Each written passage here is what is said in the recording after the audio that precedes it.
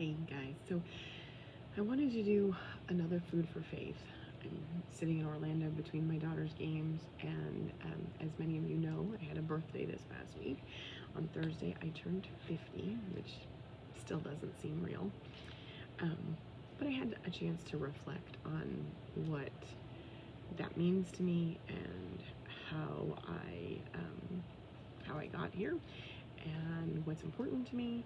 And so I made some notes, and I wanted to kind of just discuss, I guess, with you kind of what's been on my mind at 50. So bear with me because I do have notes.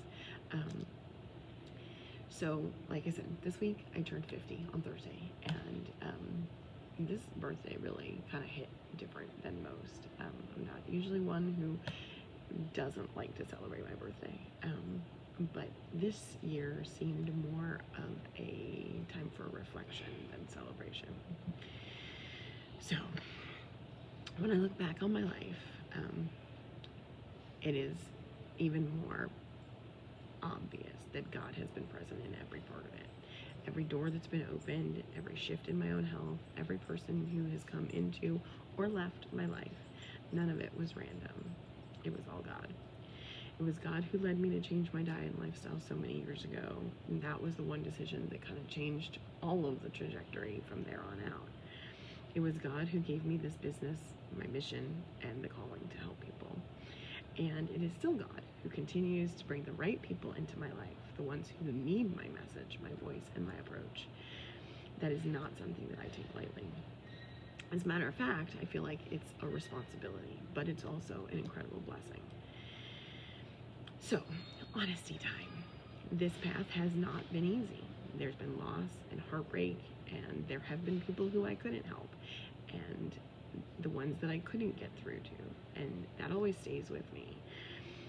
I have worked long hours, had financial stress, time strain, and there are days that I wake up and I think, is this really what life is supposed to look like?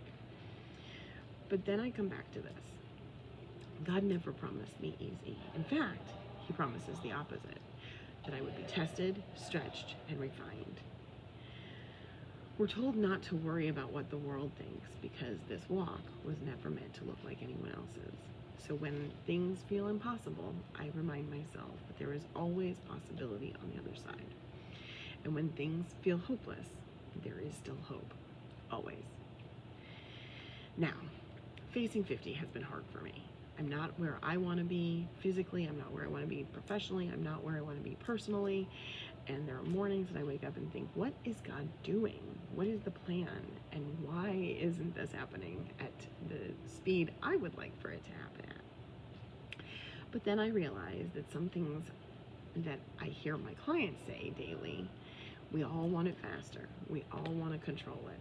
But control is an illusion, and it's rooted in fear.